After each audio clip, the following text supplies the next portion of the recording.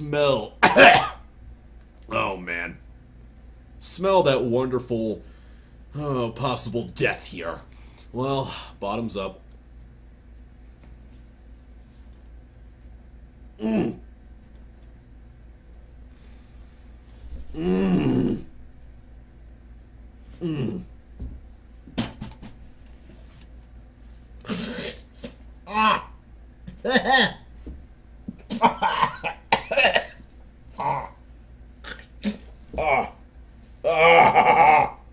That's not so.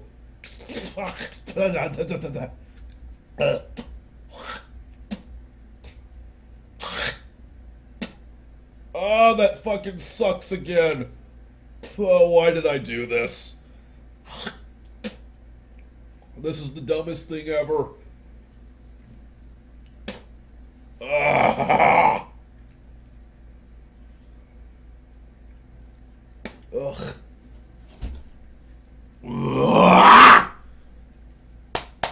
Be right back. Oh my fuck.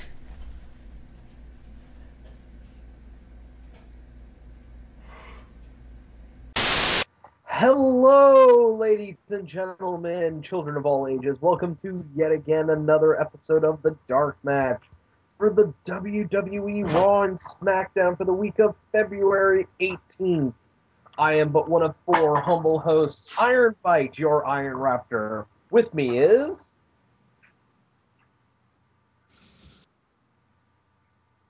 Allie, that's you. Oh, shit. He's so used to being third. The guy who's supposed to go third.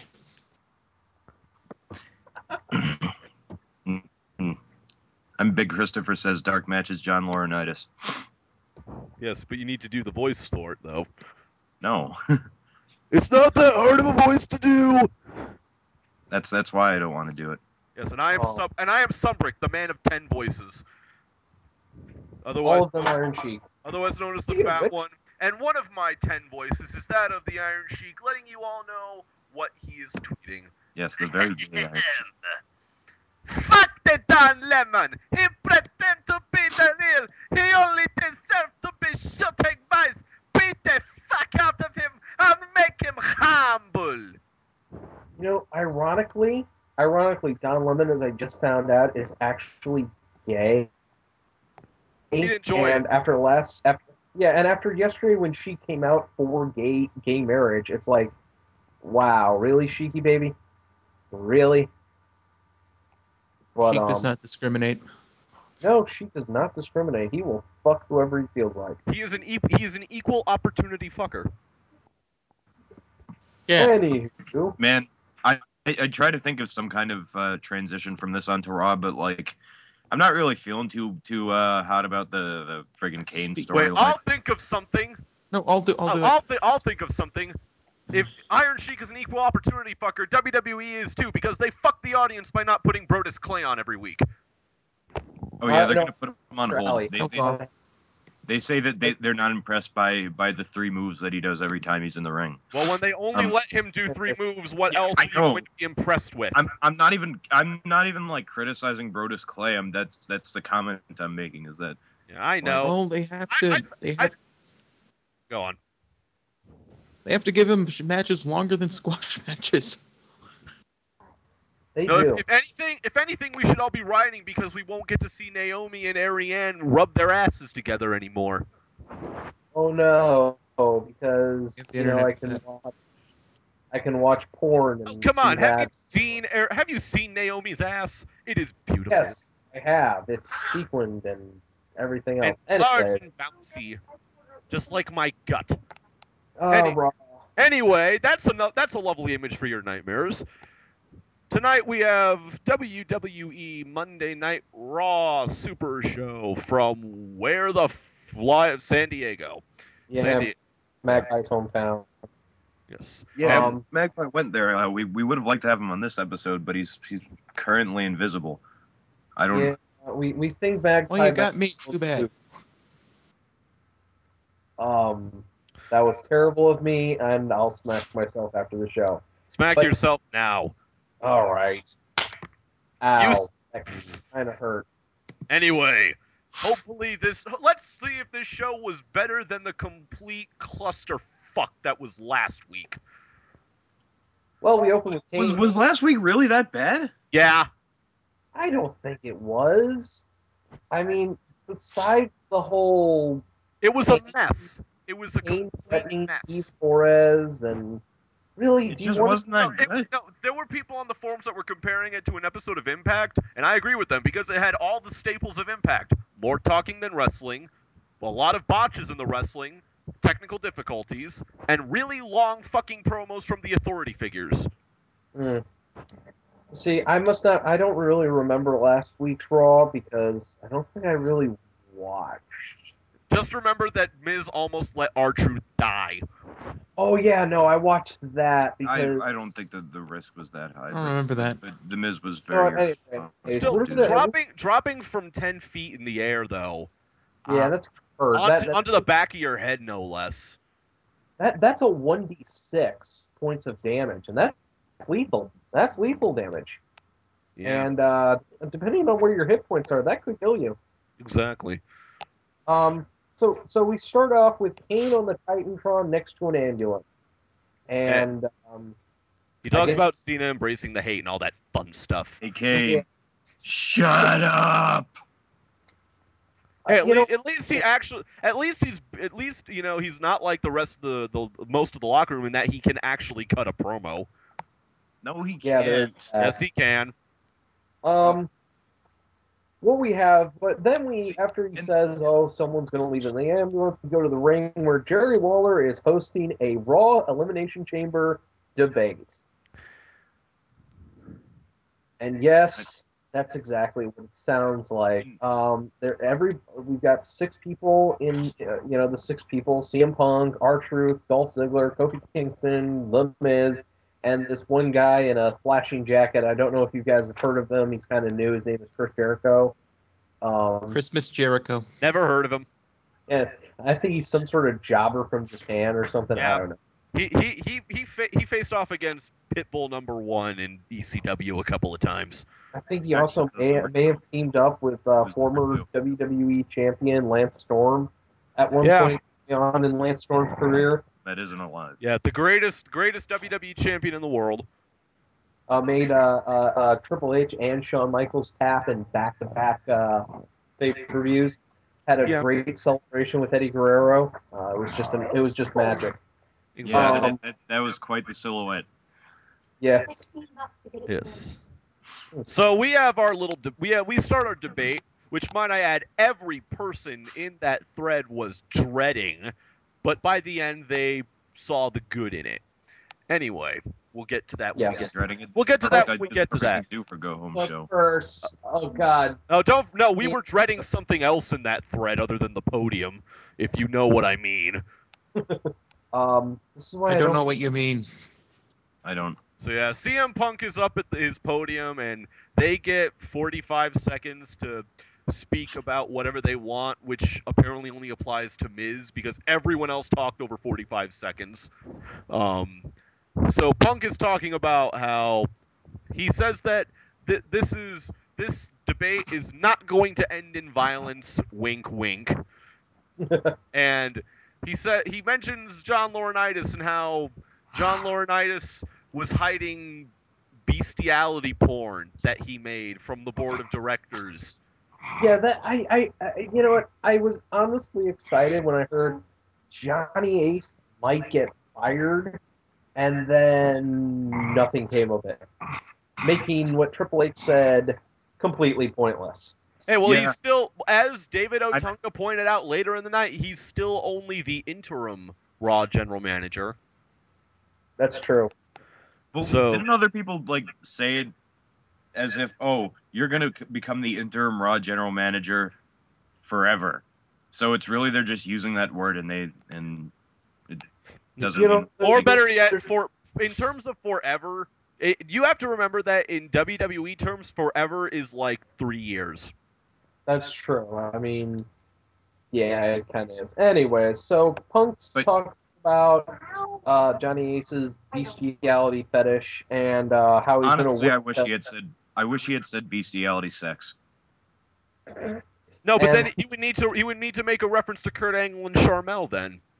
No, he wouldn't. That would be the reference enough. Eh.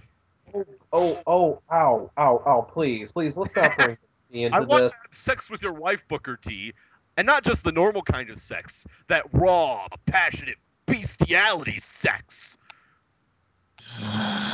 No. Well, I mean, Kurt Angle did play a werewolf in a movie at one point, so isn't that far off? The thought of a hairy Kurt Angle is enough of a turnoff for me. Anyway, Hey, so CM Punk is talking about John Laurinaitis' animal porn fetish, and out comes Mr. Animal Porn himself, the Executive Vice President of Talent Relations, and the interim General Manager of Monday Night Raw, John Laurinaitis. And he has David Otunga in tow. Oh man, that voice actually is kind of painful to do. That's because I don't smoke 8 packs a fucking day. But he comes in for a big lipped alligator moment. He just mentions how he's still the general manager of Raw, and then he just leaves. I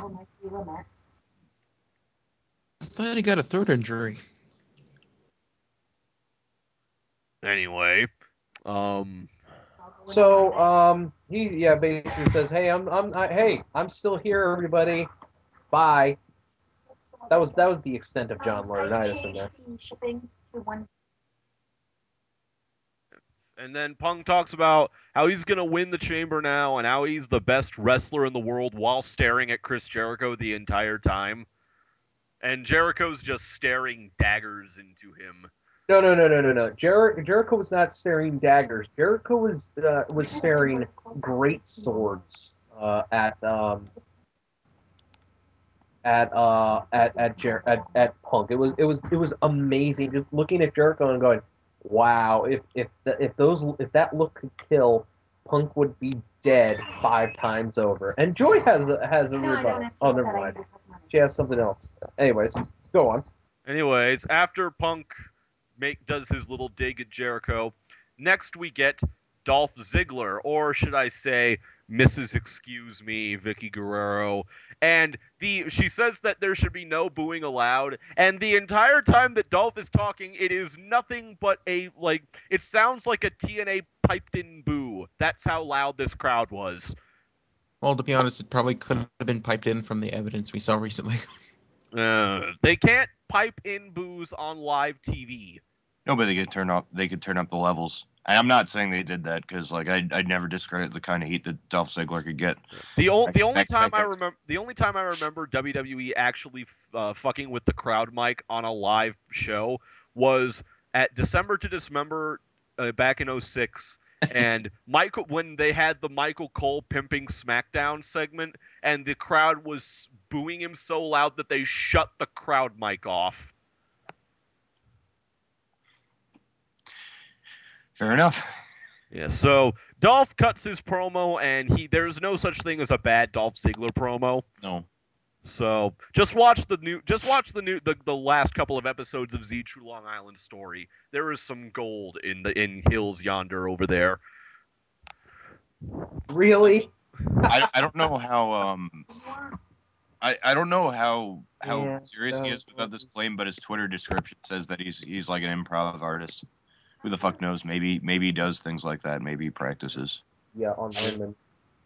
So Dolph talks about it, and then he says he's a better wrestler than everyone in the world. He backs it up every single night. Fucking hiccups coming back again. And R-Truth and his beautiful dementia. Oh God, R-Truth, yes. R-Truth believes that this debate is a presidential debate, and he says that if he gets elected, he's gonna trade Vicky and Dolph to SmackDown for Hornswoggle and a box of spiders, and then he's gonna take that box of spiders, put it in a blender, and drink it and make his grandmother's blended spider stew. God bless little Jimmy. He's got mental problems. Cheer him. God bless R-Truth. Yeah. Odin bless R-Truth. He's much better. He has a better beard. As much as we bag on Eric Young for continuing this stupid concussion storyline, that's been going on for what now? 3 years now? 2 years? Since late 2010. So about 2 years, and R-Truth, this insanity came the fuck out of nowhere, and now his heel persona was just psychotically stupid, which led to him injuring John Morrison, which led to John Morrison's early exit to the company.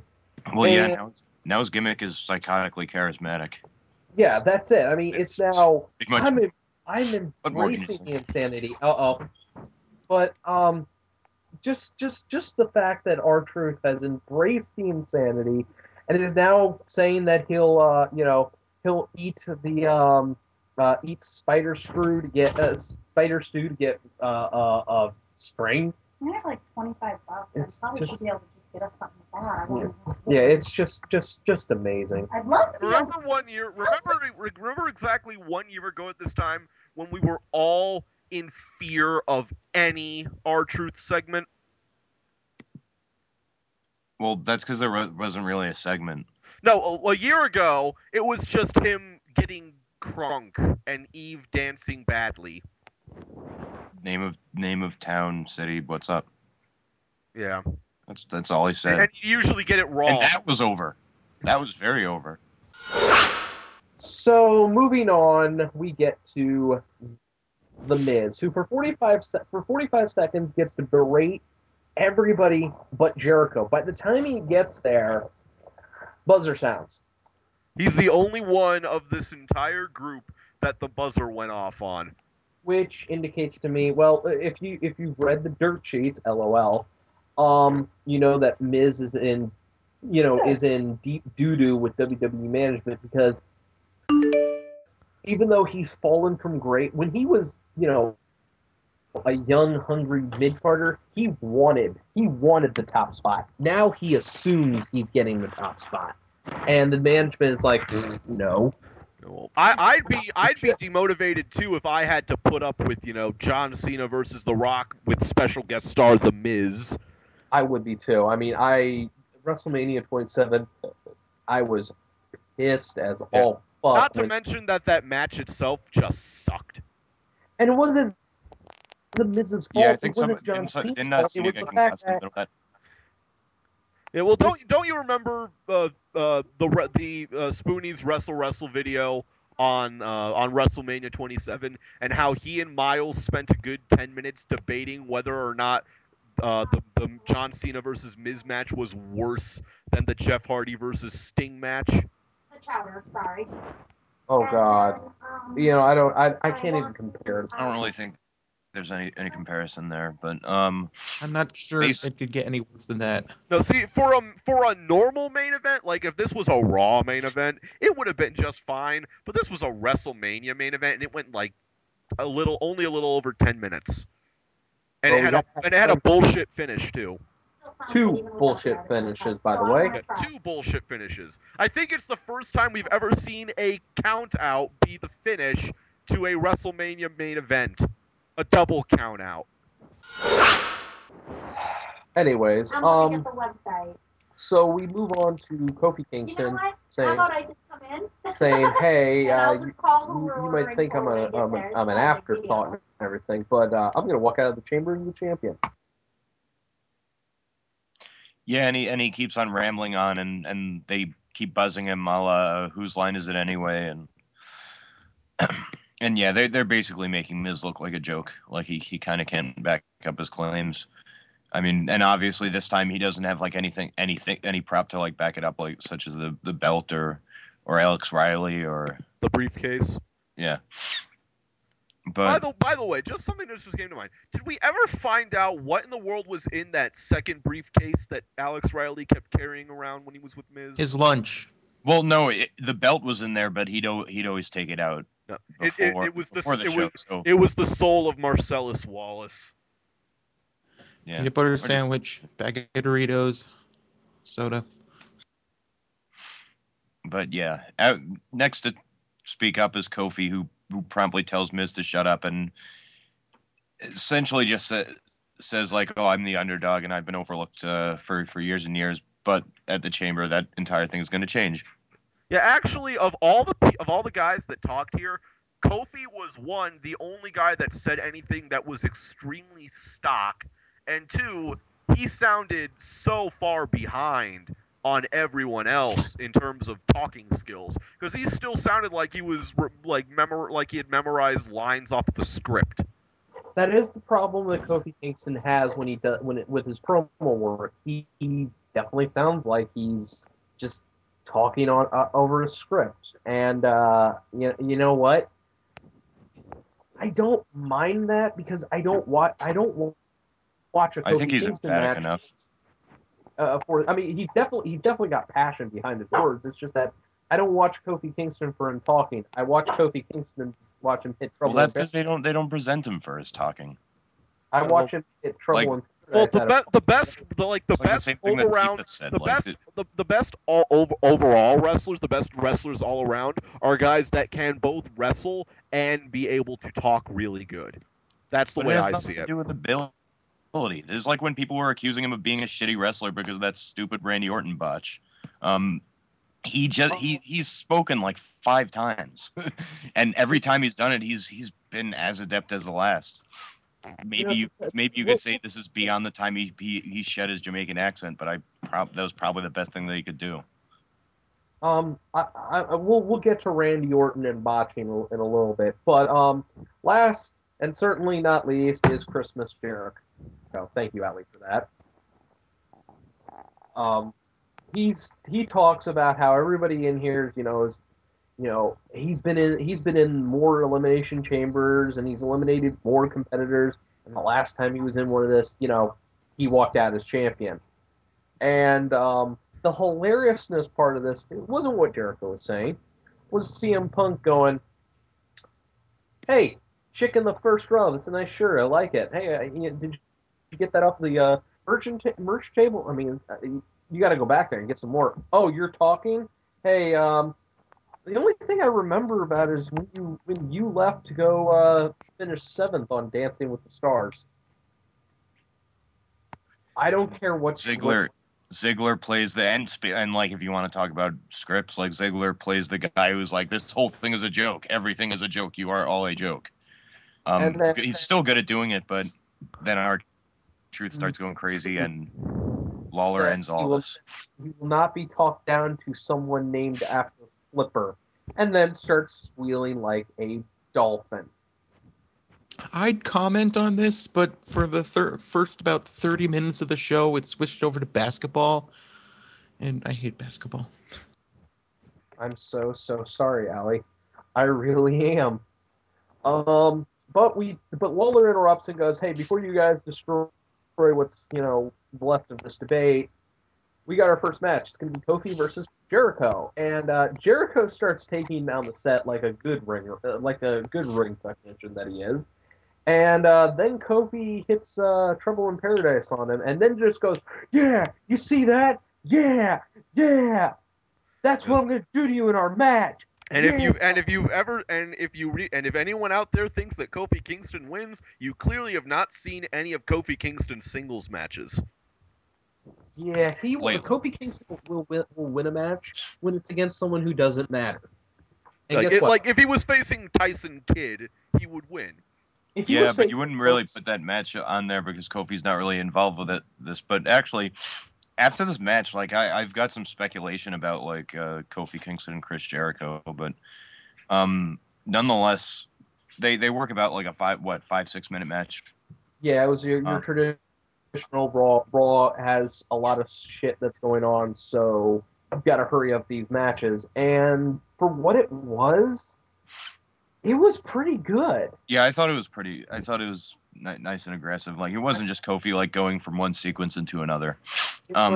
Jericho kept the pace of the match relatively good. I mean, Chris Jericho is an awesome ring technician or ring general, if you want to use insider terms like that.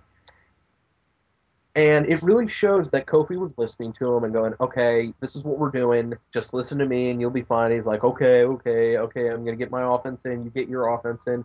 They hit their signature spots. And the end comes when Jericho does the old, oh, ref bump. And the ref's like, oh, I'm blind. Now Kofi's blind. Now Kofi's getting hit with the code breaker. And Chris Jericho wins. Makes me wonder if refs lose their vision whenever they're hit lightly. Yeah, code They breaker. bump into a table. I can't see. Don't see him finish matches with that a lot, but That was the first time I'd seen a thumb to the eye in at least the finish of a match in a while. I've seen. But my theory is that like Chris Jericho's gonna have his match with CM Punk at WrestleMania. He's gonna do the job. Then I think he's gonna feud with Kofi Kingston. Like if just like another kind of effort to get the guy over as a singles wrestler. Like and if they sort of want to repay him for being saddled with irresponsible Evan Bourne. Well, here's something else. And getting into speculation about the future, I definitely think CM Punk is going to lose at the Chamber, and I do think he's going to lose at Mania. Hold on. And if we do want to repay Kofi Kingston, you might want to have Kofi Kingston going after the code. Chris Jericho will make Kofi Kingston look like $1,000, but again, that's if the WWE is serious about pushing Kofi Kingston. Well, don't forget back in 2008, I want to say, when Chris Jericho had first turned heel again. You know, he put Kofi over at Night of Champions when he lost the Intercontinental title to him. That was Kofi's first WWE Championship, actually. That is true. And Kofi had only been on the main roster for a couple of months, but it was a damn good match. That was. I mean, before that he was feuding with Shelton Benjamin, I want to say. I think he had gotten drafted to Raw by that time because he had been on ECW beforehand. Yeah. And he was just toiling around on ECW doing basically nothing. He was feuding with both I want to say Shelton Benjamin and I want to say he was also feuding with, surprise, Evan Bourne. So, anyways, so we go to the back where Shawn Michaels is walking around, looking all Shawn Michaels-y, and he, gives Triple H a nice big hug, and we go to commercial. Yeah. Hey, something we forgot to mention about this first bit, the debate and the match is that this crowd was hot. They were hot for everyone. Oh yeah, this was a great crowd. Like I'm surprised I forgot. It kind of died near the middle though, as we'll see when we get to the Shawn Michaels segment. Surprisingly enough. But again, this crowd was pretty hot, and you know what? I wish more crowds were like this. But we go to the back where John Cena is with the wheelchair-bound Zack Ryder. And it's a recap from last week. No, this is not a recap from last week. Yeah, I'm thinking of SmackDown. Yeah, you kind of are. Zack is here because he's got a bouquet of roses and a box of chocolates because Valentine's Day is tomorrow. And Cena's like, dude, you got to stay in the locker room because every time you're on Raw, Kane beats you up. And you know what? I'll bring E to you. And we all know that Zack Ryder is going to be decapitated tonight and his head stuck on a pike. So we go to John Laurinaitis with his who's with David. I'm a lawyer. Didn't you know that, Otunga? No, he's not with David Otunga. He's with the love child of Carlton Banks and Clarence Mason. And he reminds him, as we said before, that Laurinaitis is still just the interim Raw general manager, not permanent. But you know what? Well, if you want to think in the long run, lives are temporary, so he could be interim general manager for like 40 years. Anyway, Carlton Mason talks to John Laurinaitis about a plan that he has, an idea to make him the permanent general manager of both Raw and SmackDown. And the camera zooms into John Laurinaitis' semi-interested eyes, because he still can't really emote. And they cut to Michael Cole and a SmackDown recap. While he tries his best being made of wax. Yeah. He's made of wax. And so now we have the thing that fucked up Sunday. We have Big Show versus Randall Keith Orton. Okay. Let's stop for a moment here about this match. I actually went back today and I rewatched this match because I'm trying to find out where and by the way, just so you guys know, Randy Orton is out Sunday due to a concussion. For whatever reason. I'm trying to figure out when he got the concussion. I want to say it's when Big Show botched the RKO. Of course, if you talk to my fiancée Joy, she's gonna say, "Oh, that's when Daniel Bryan hit him with the title." Randy Orton's been hit with the title before. I have another theory. Well, they have a little clip show of it online. Yeah. I have another theory. I have a feeling that Randy Orton. I've actually got two theories here. One, Randy Orton needs to go do needs to do some reshoots for the movie that he did when he was out on quote unquote injury, or that herniated disc re-injured itself. Because you don't come back from a herniated disc in 30 days. Less than 30 days. Less than 30 days to go beat up fucking Wade Barrett.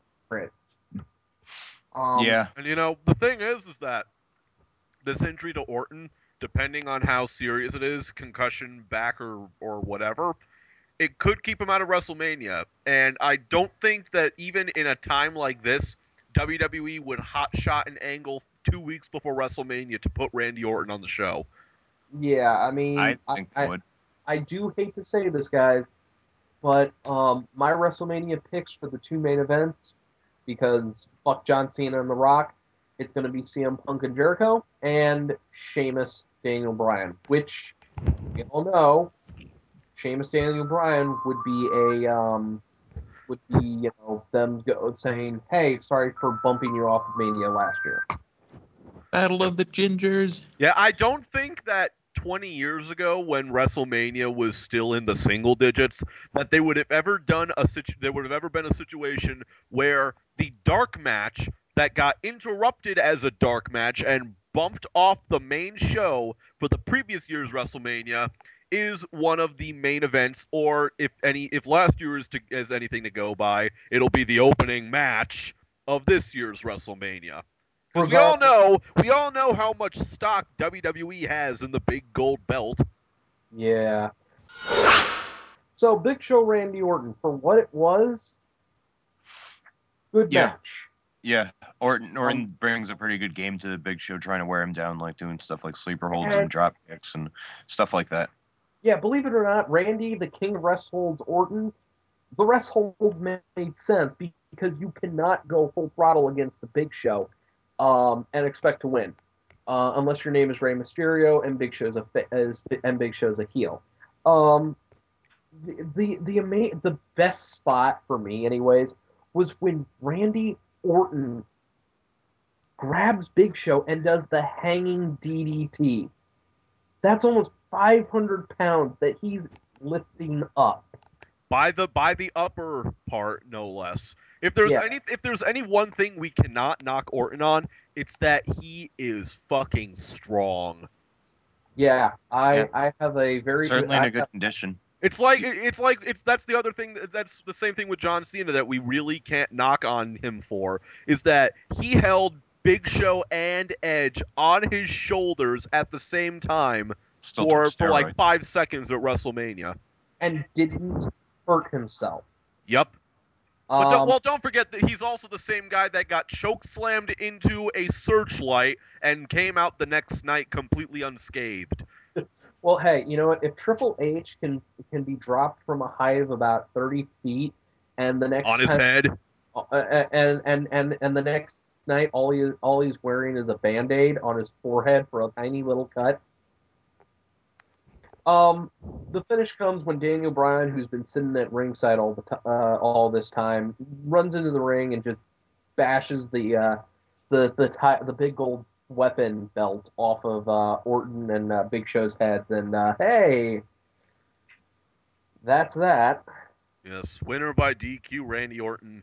For what it was as a match, as a show of strength for Orton. Yes, that's going. I have a feeling that shot of Randy Orton doing the hanging DDT on Big Show is what they will be showing in like video packages for him, and possibly a part of his Titan Con.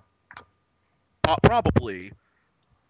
Mm. And because we all know that in 10 years or whenever he gets injured to the point of retirement, that they put him in the WWE Hall of Fame, they're gonna put that clip in there too. Mm. Yeah. Speaking of that, actually, we have not gotten a Hall of Fame induction announcement in like 2 or 3 weeks. We got 48 days, man. We got a lot of time left until. Yeah, I know that, but like, but still, like they were doing it for like 3 or 4 weeks steady. So, maybe they want to have like they want to have like half of it towards the initial road to WrestleMania and half of it when it's winding down. Yeah, and yeah, I what came to mind when I said that was Brodus Clay, because he hasn't been on the show in 2 or 3 weeks. Don't expect him to be.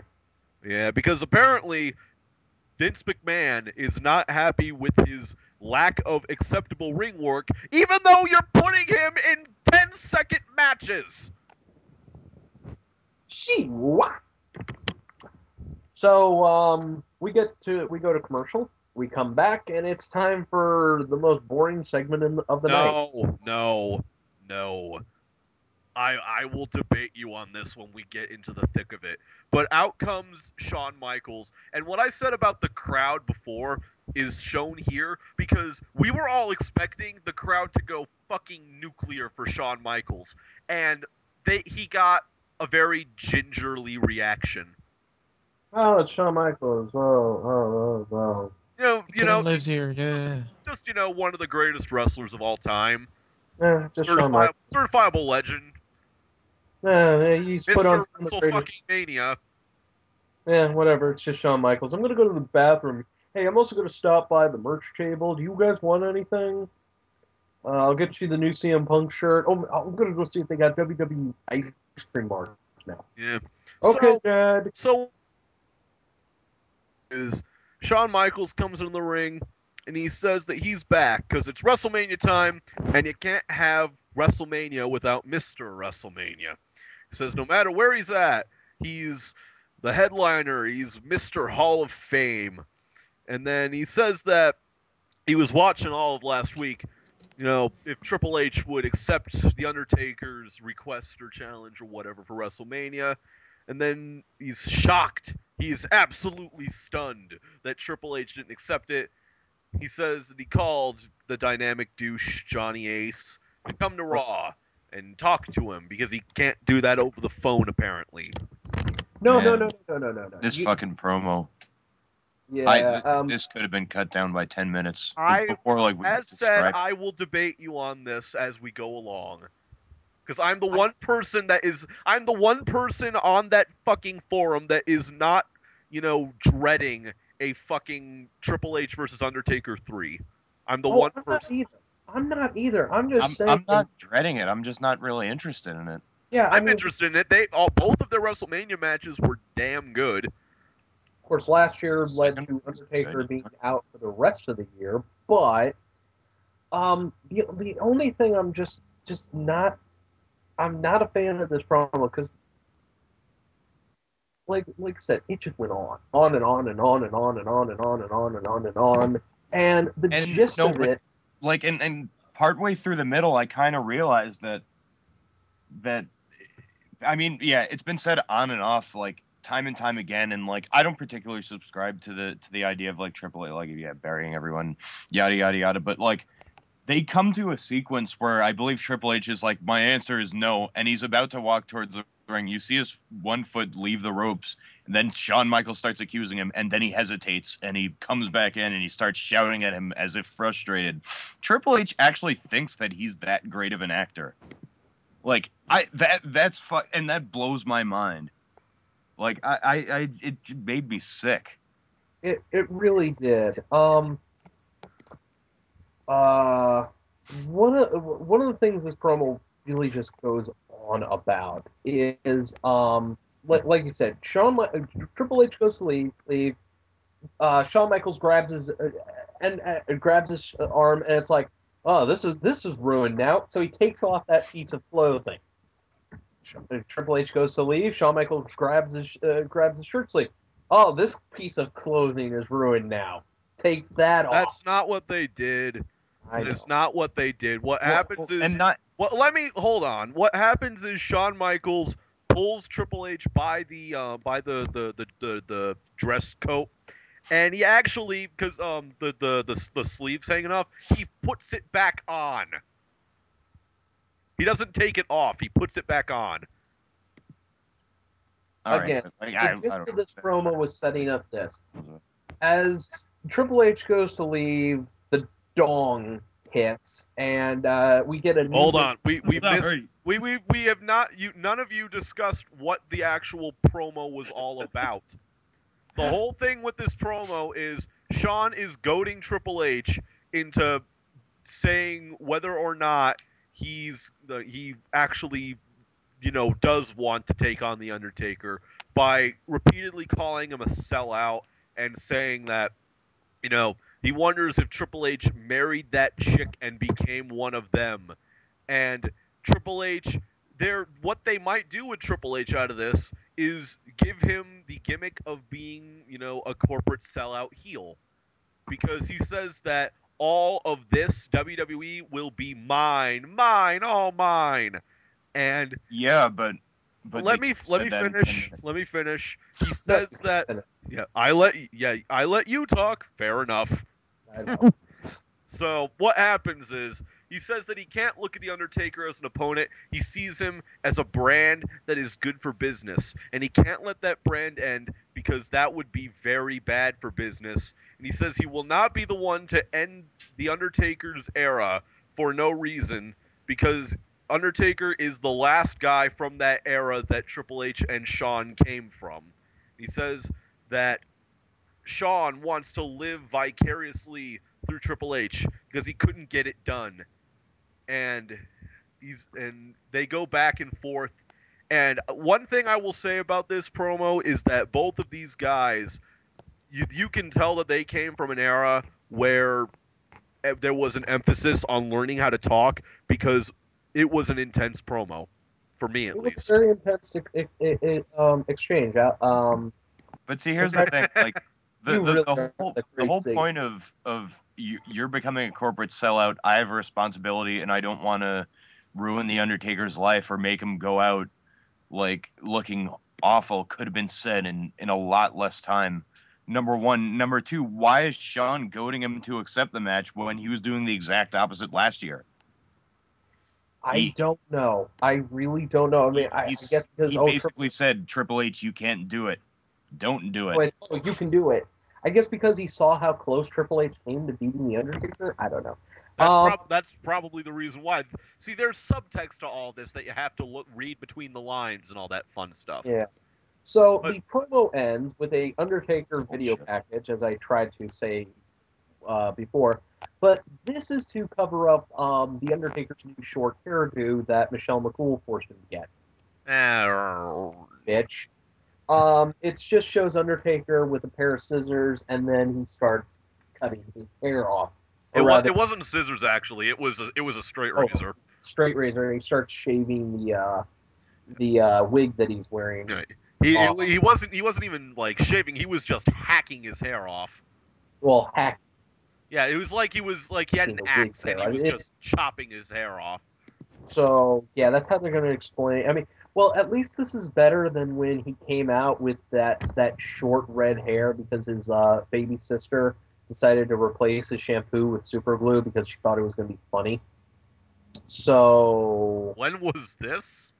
back in the American when he first came out as American Badass. You remember he had that? When he was Big Red Evil. I and he remember came that, out. but I don't remember him having red hair. I do. I do actually remember.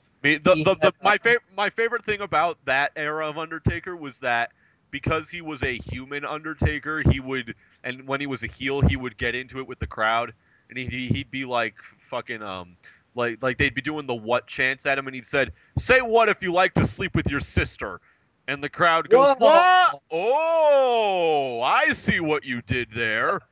That was a fun era, but yeah, this whole promo was to prep the whole point of the video package was to set the crowd get the crowd ready for the Undertaker's new short haircut. So that will work there. And well, it was to build up their match at WrestleMania. It wasn't just for the hair cutting. Oh yeah, there's But that. yeah, here's something that I don't know if any of you guys saw yet. On Twitter, John Laurinaitis tweeted that he had a major announcement that he was going to say at Elimination Chamber, and he said, and I quote, "It might stop the show, and it will certainly be a game changer," with game capitalized. So what I'm thinking is at WrestleMania it's going to be Triple H versus The Undertaker with Shawn Michaels as your special guest something. So look for that. Now we have a commercial break, and we get what I think was the shortest match of the night: Dolph Ziggler versus R-Truth. This match was a minute and a half. And this match was R-Truth winning with an inside cradle. And it was a very inventive inside cradle, though, because Ziggler knocks him down, and then he gets over to his side, and he starts doing sit-ups. He starts doing like handless sit-ups, and then when he sits up like the third time, Truth rolls him up, and he gets the pin. I was like looking at this going, no little Jimmy? No little Jimmy! Thank God for that, because that's a dangerous move. So we go to the back because do we really need to say much about this match? I mean, it was a decent Divas match. Wait, we forgot one. We forgot Zack Ryder and Santino Marella and the Santino breath strips. Which are just, garlic flavored strips of... Yes, because he's Italian. This is who's in your main event on Sunday. We'll get to SmackDown. Spoilers! Thank you, Allie. Hi, how are you? Awful. Our next match, actually, you were wrong. This is our shortest match. Tamina Snuka beats Brie Bella in what had to have been about 15 seconds. It was a Samoan drop into a Superfly splash. No, here's what the results say were the string of moves. Tamina attacks. Brie pulls her over the ropes. Drop kick. Nikki gets on the apron, distracts Tamina. Tamina knocks her off. Tamina fights off Brie. Samoan drop. Superfly splash. Pin. And after this match, Tamina looks at Beth Phoenix, who is at ringside for reason. And she was on commentary. That's right. She was on. Apparently, by virtue of her having the Divas title, she's just like the official spokesperson for every Divas match, and she has to scout all her talent. Like, that's the best I got. Yeah, I don't know what's going on. That's if the WWE actually did have something behind their. Yeah. So we go to commercial. We come back, and it's The Rock. It's The Rock not promoting WrestleMania. He's promoting his shitty Journey 2 movie, where the best thing about that movie is Vanessa Hudgens' cleavage. And her commenting on the fact that, Rocky smiled at her. And we go to the back, and Josh Matthews asked John Cena for his reaction. And then the bad horror movie starts, because we get a woman scream. Go on. I'd like to describe this, because as I was watching this, I was like going... Let me get my joke out of the way first. It's a horror film so bad, not even the cinema snob will review it. God, I really wish we had a better working relationship with some people. But so we go back to that ambulance that was set up earlier, Chekhov's gun style, and we see Eve Torres sitting in it, and then Actually, we don't see Eve sitting in it. We see Eve moving into position. Oh lordy! Yeah, we hear the screaming, and then we see Eve very calmly walking into the back of the ambulance, then sitting down, then starting to scream again. Then Kane comes in the shot, shuts the doors, and Cena must have magical sprinting powers because Maybe that part of the backstage area was close. I mean, because he's there in a second.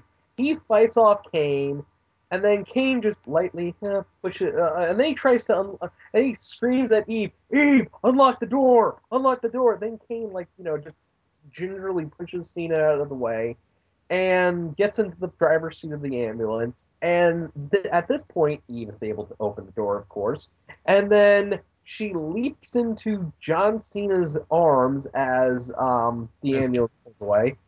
And then we see John Cena, the cock blocker. Oh, this is not just a cock blocking. This is a cock stealing. He and Eve share a very... Wait, are you saying that Eve has a cock? Probably. Yes. Yeah. She's compensating with those beautiful boobs. Oh, yes. Eve plants one on John Cena, and John Cena reciprocates. And then the camera pans over where Zack Ryder has the most betrayed look on his face I have ever seen. It's like, no.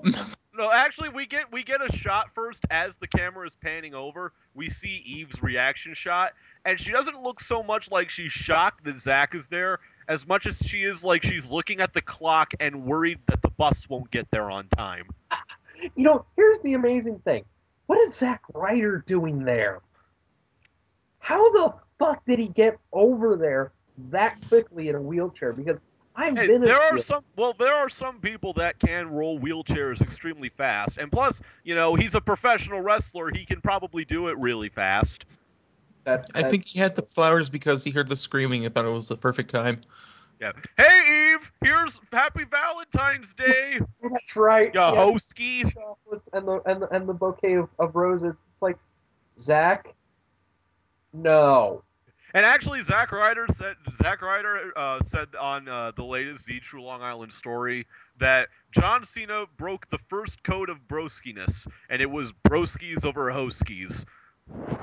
Oh, wow. Yeah, one thing is, like, I know Zack Ryder showed up at the end to look like a complete fucking geek, but I can't, like, I just the whole thing with John Cena and Ian McCain, when they were doing all these backstage promos, parking lot stuff, like with Zack changing his tire and everything, I thought it was much more enjoyable from that standpoint because, like, Zack's a goofy character. They put him in these very goofy situations, even though it's involving someone who's trying to get himself over his. The problem with all of this, I think the problem with all of this is that it's very hard to feel, for at least the casual fan anymore, to feel emotionally invested in Zack, because basically all of his momentum went away the moment he won the United States title. And I wouldn't say that. I'd say all him becoming the butt monkey of this feud, and he lost the United States title after I think 5 or 6 weeks, and he's being murdered by Kane on a weekly basis. It's not helping, and at least that. I mean, I honestly think he lost the momentum when he lost the belt because it just happened so abruptly. Actually, I think what might have been a bigger problem than him actually losing the belt is 2 reasons. One, he lost it to Jack fucking Swagger, who has not been on Raw since. And That's 2, I love that Jack Swagger. I love Swagger. I don't. And 2, and the second thing, the second reason is that not only did he lose the belt to Jack Swagger, but 20 minutes later, John Cena murdered Jack Swagger. So it made Zack Ryder look like even more of a pussy. Yeah. And yeah, well, and also, what the fuck did it do to the belt? Like, have we seen him defend that? No, like I said, he has not been on Raw since he won the belt. John Cena beat him so hard that he retreated to Superstars. And I don't even think he's doing that well on Superstars because I don't think he is either. I think he's lost almost every match he's been on Superstars. So we go to commercial after watching Zach Hart break on national TV. Oh wait, we're about to see if that was the cracking of Zack Ryder's heart exploded into a million pieces here because Eve says the one thing that every male dreads when talking to a chick that they are attracted to. I just want to be friends. Oh, Eve, you horrible bitch. You fucking oh, you hosky. oh. You Yeah, friend pretty much. zoned it. You friend zoned the Long Island Iced Z. You know, I honestly want to think on Sunday this is going to have repercussions on at least at Sunday. I don't think they're going to do it on at WrestleMania, but as much as they've been bitching about how John Cena is going to embrace the hate, I think Zack Ryder is going to embrace the hate and turn on Cena, and we'll have Zack Ryder being heel. I don't think that we could see the Long Island Iced Z character be anything but a goofy heel, and we already saw that 3 years ago.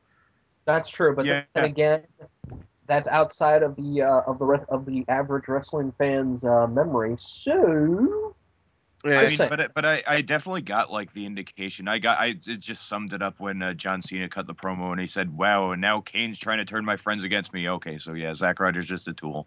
He's not going to get over with this angle.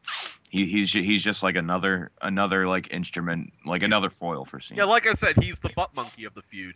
Yeah. He's the device to make John Cena embrace the hate, and nothing more. And so Eve friend zones Zach, that bitch, and we go to fucking Miz, and we get CM Punk versus Miz because we all know that Miz is gonna win this match. Wink, wink.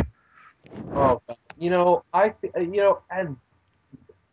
if what the dirt sheets LOL are saying is even partially true. Miz has kind of brought this on himself. He's acting like a diva, not a WWE diva, an actual diva. He's acting like Tina Turner and Whitney Houston combined. Only, whoa. I think more Tina Turner than Whitney Houston because, Whitney Houston's kind of... Oh, bullshit. Even there's no mincing words. Just because she's dead does not mean that she wasn't any less of a diva.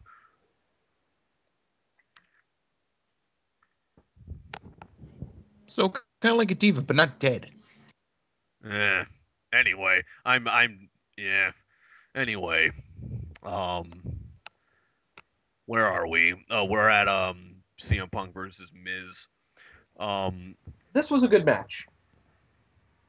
I mean, yes, Miz is not that great of an in-ring competitor, but when he wants to, he can put on a damn match, and he did.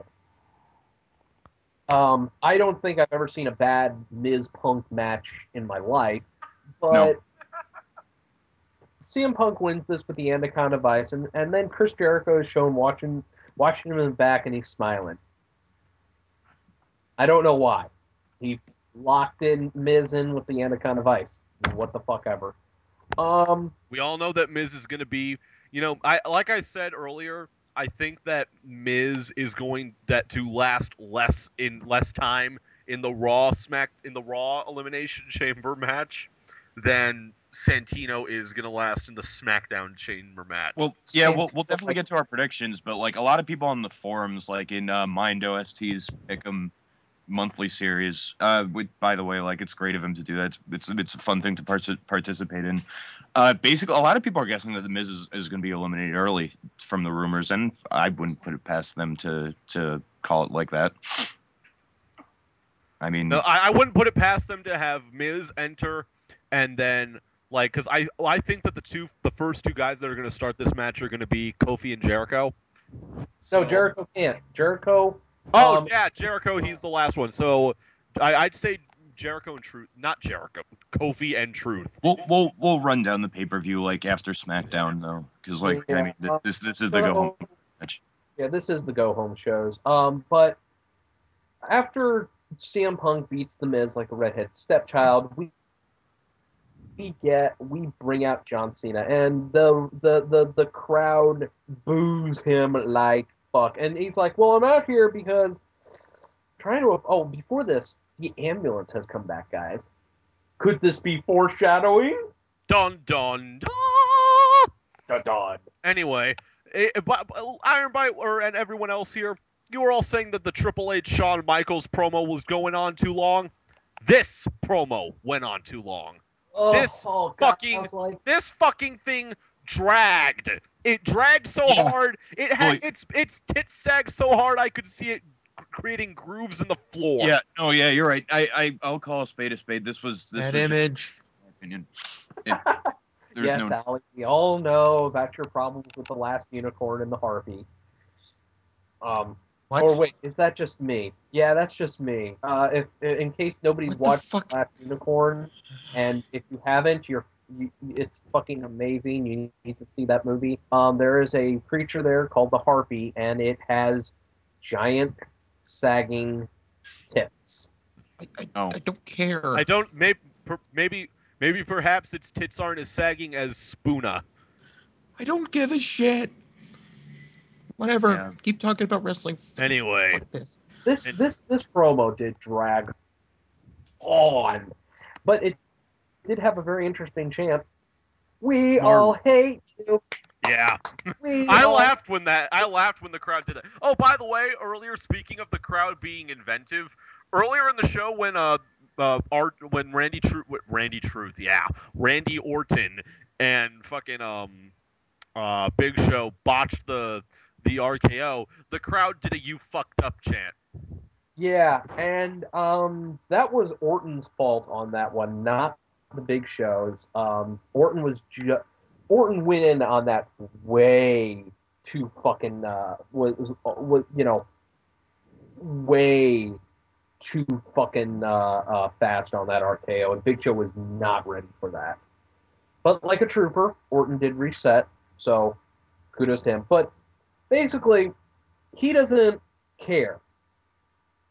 He does not care about Kane, and at the he doesn't care after the Elimination Chamber. He's done with Kane. This is all about The Rock. But this brings out Zack Ryder, who wheels himself down the ramp, gets on crutches, gets in the ring, but he doesn't grab a mic.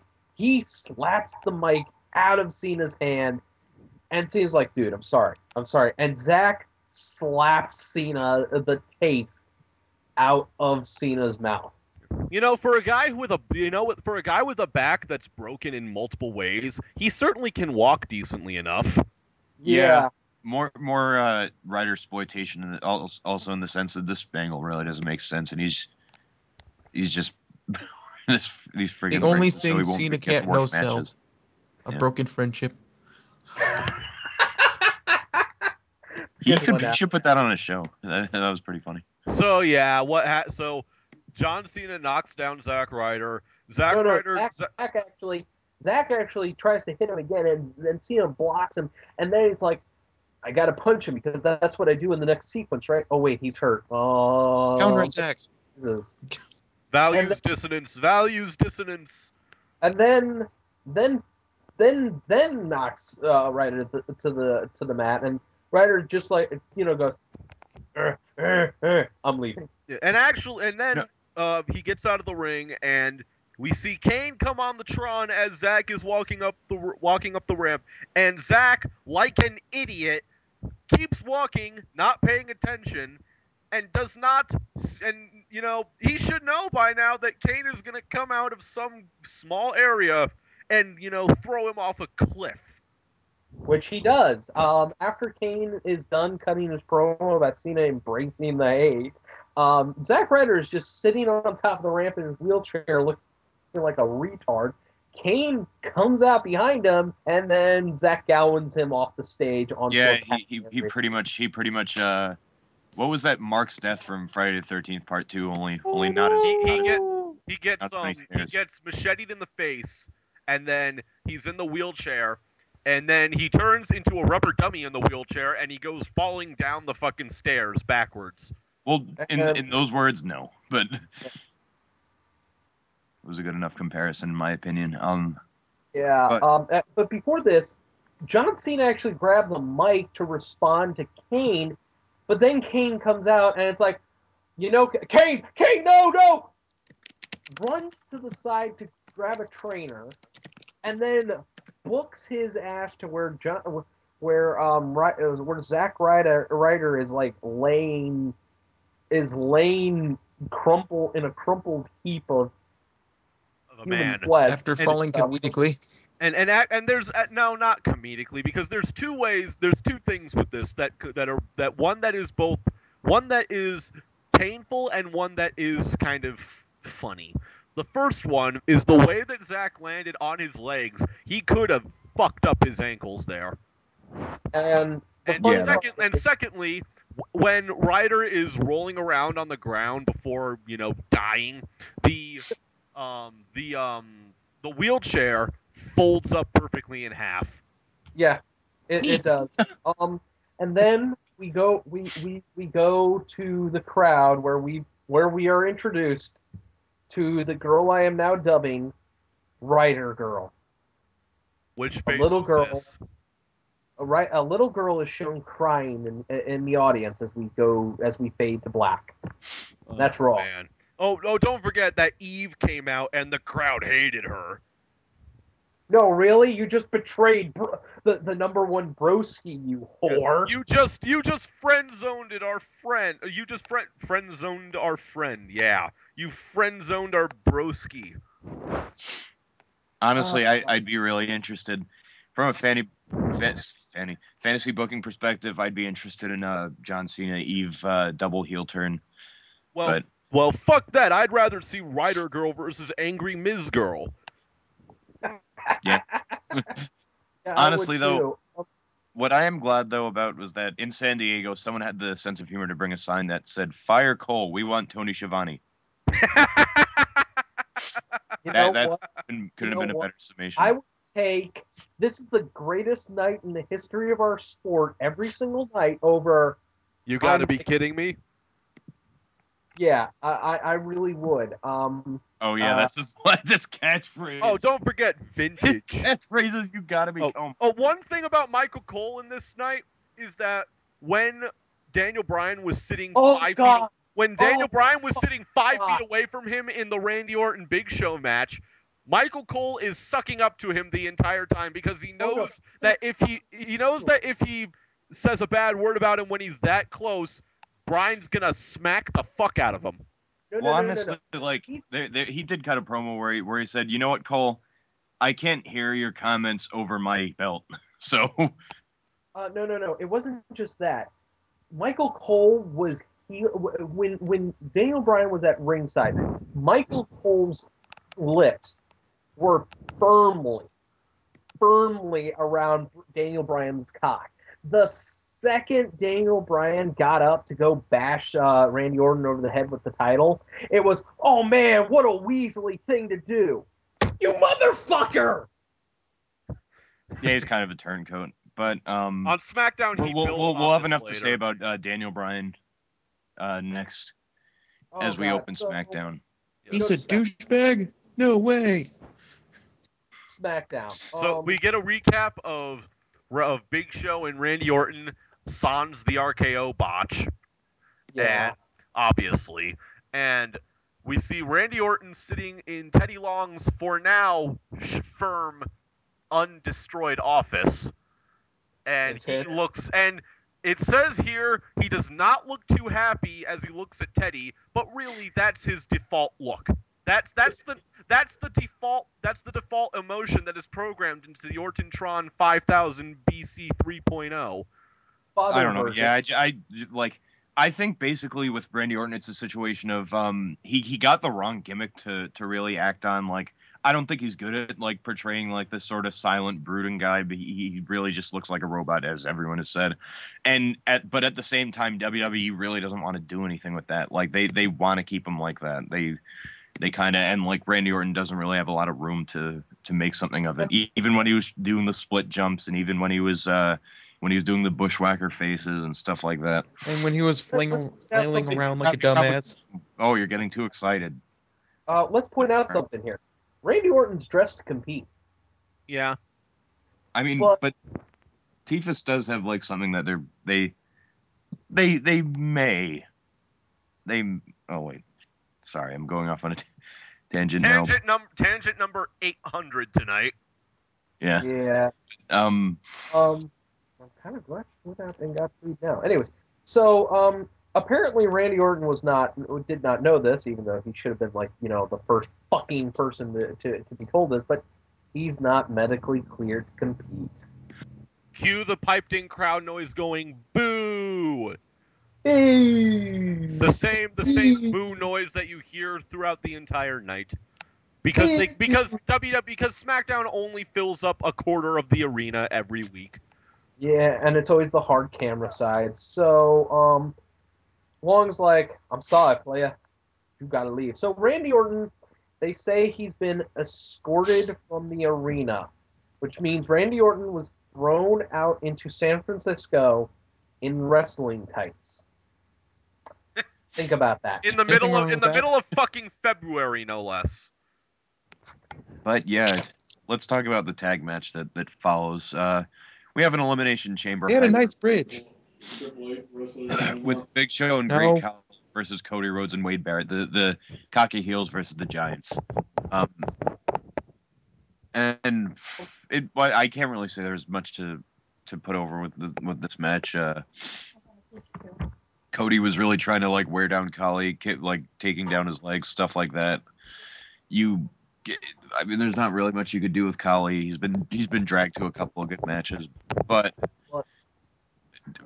I think the main thing is to put over how pissed off Show is. Like that.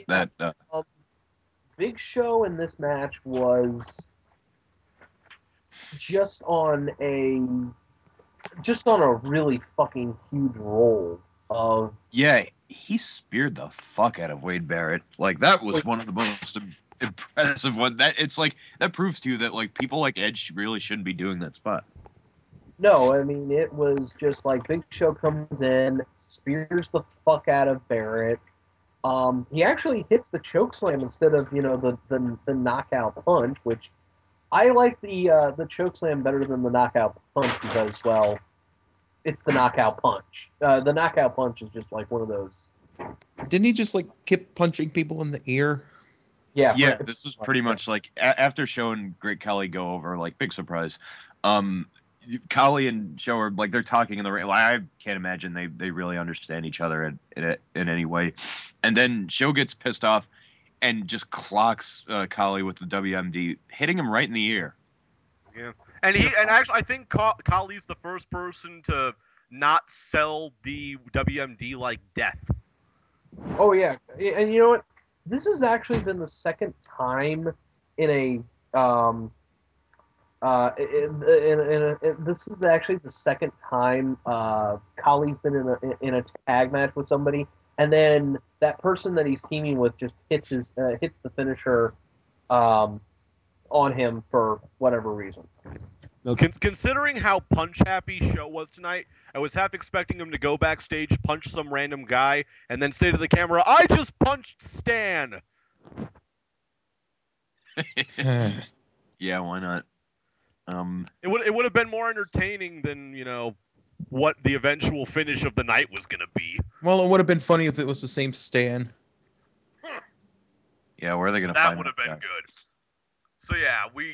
So now Teddy Long is in his office. He does not know what he's gonna do about Randy Orton and the vacant spot, and in comes Mark Henry, who only apparently was on suspension for 2 weeks for attacking the general manager. Yeah. I mean, I've really got nothing to say about that. as anyone would expect, he wants the spot in that match. Everyone knows that since Randy Orton is not going to be in it, like he's the only deserving person. And before like they could really start to come to an argument, Big Show comes in and basically he wants Daniel Bryan in the ring. He's pissed off about what happened on Monday, and like he ended up punching Khali. And Mark ended up punching. Yeah, Mark Henry. He says, take your heavy breathing and your drooling somewhere else, and then Show knocks Henry the fuck out. Remember, this is the guy that once threw a sound guy into the black abyss. And this from TNA, just yeah. the abyss. and then Show decides to go insane, and he destroys the fuck out of Teddy Long's obviously office set. And you know that it's an office set because as Big Show is walking off near the end of this, we see the border of the wall leading to the backstage area. Yeah, that was a mistake. No, That was a goof on their part. Teddy just likes having half a room. What happened? Oh, don't forget also that as the entire time that Teddy's office is being destroyed, he's just standing there, be like, "Big Show, please don't do anything. Big Show, stop." And then he's like, "Fuck this, I'm out of here." It took me an hour to arrange those papers. To be fair, when there's someone who you're very intimidated by and like who's like completely tear-assing around, like there's not much you could do. So like all you can do is try to shout him down, but you can't shout him down because that might get him to fucking turn his attention towards you. Believe me, that Teddy Long was in a dilemma. The most he could have done was fucking just implore him. Man, I wish Magpie. Yeah, he's like 5'1" or something, Mm-hmm. and like 60. Teddy Long's office is destroyed. What Show does in order is he throws a potted plant into the wall. He punches a hole straight through the TV on the wall, and then he lifts the couch up and throws it into the wall, destroying all the pictures on the wall, including Martin Luther King. Yes, the Martin Luther King photo breaks in half underneath the couch. Big Show was Symbolism. Yeah. So Big Show destroys the fuck out of the office set. We go to commercial. We come back with house show footage of WWE in UAE, and yay on that, I guess. And then we have Teddy Long talking with 4 guys in security. I wonder who the indie guys are. I mean, they're in San Diego. Maybe some people from like NWA Hollywood. Maybe some people from who knows. Anyways, any kind of California. I want Big Show out of here, but wait for him to calm down. In fact, call for backup. Who are you going to call for backup? I was with Michael Cole on that, and they needed to call the National Guard on that one. Here, give him this sandwich. He'll be fine. No, but then they give him the sandwich. This isn't roast beef. This is corned beef. I hate corned beef. And then he destroys the walls. But yeah, we move on to our buffer matches, like our bumper matches, our matches that really won't have any consequence beyond beyond that night. Matches that have no angles behind them. I mean, well, actually, this is something they're trying to have ongoing, but they may as well do that in Superstars. We have Ted DiBiase versus Hunico with his little Meng Jr. and his bicycle. Basically, Hunico accuses Ted DiBiase of stealing a match from him when he beat him in a roll up the other week, and he says where he comes from when you steal something. The friggin' whoever it gets stolen from takes it back. That was explained awfully. Something I just noticed about the differences between the matches on Raw and the matches on SmackDown. SmackDown has a lot more of the buffer matches, like the filler matches, and Raw, as few matches as take place on that show, every match on that show is tied into an angle some way. Well, technically, the Ted DiBiase Hunico match is tied into an angle. The angle is Ted DiBiase snubbed Hunico from going to one of his DiBiase posse parties. So It was a party where no bicycles were allowed. probably, I honestly cannot tell you because Oh wait, actually though, I got it. Like I actually thought that this match was notable, even though it was like 4 minutes long. They were taking it to each other. they Like actually, it looked to me like that. Like Hunico started really stiffing him early on. Like saw like him doing that in a blow to the back, like these kicks he was doing, and then Ted just did everything he could to respond. Like the impact moves he was hitting were impressive. Yeah, well, I still say that Hunico was better as a luchador. Like you're trying to give him like a heavyweight kind of move set, and it isn't working. I think he was much better when he was the fake Sin Cara than I mean, he was hey, than he was as the bicycle riding Mexican gangster. Well, to be honest, I'd rather have a fake Sin Cara than a fake Hernandez. Oh, yeah, I'm with Ali on that one. oh, why? Well, But yeah, so this match happened. then we get a lot like maybe a 15-minute Raw recap, Yeah. which was a trend for this. They really didn't have much to do. Like Yeah, I think I'll go. go home SmackDowns. All I got. So go home SmackDowns are pretty piss poor. Go home SmackDowns or go home shows for the go home Raws. yeah, The last 2 servings of it too. If you don't get the hint already, go home. Yeah, I'm pretty sure. Yeah, I'm pretty sure that fucking shit. I completely lost my train of thought there. Oh, now I remember. I'm pretty sure that the Raw recap here with Shawn Michaels and the Triple H promo was as long, if not longer, than the actual segment. no, shorter. It felt like it. See the recap. That's why I skipped through the recaps because the recaps feel more dragged out than the actual segments. Even as much as the actual segments may be dragged out, the recaps feel. Yeah, and you consider how well they make time with their hype packages. Well, to be honest, it's probably because it's under the pretense of a recap, a summation, and they just don't fucking edit it that much. The sad thing is the hype packages and the edited stuff that they have during the pay-per-views are so much better than what they hype the stuff with before them. Like, I don't know why they don't. The opening videos on Raw at least are really good. The opening videos on SmackDown are are more hit or miss.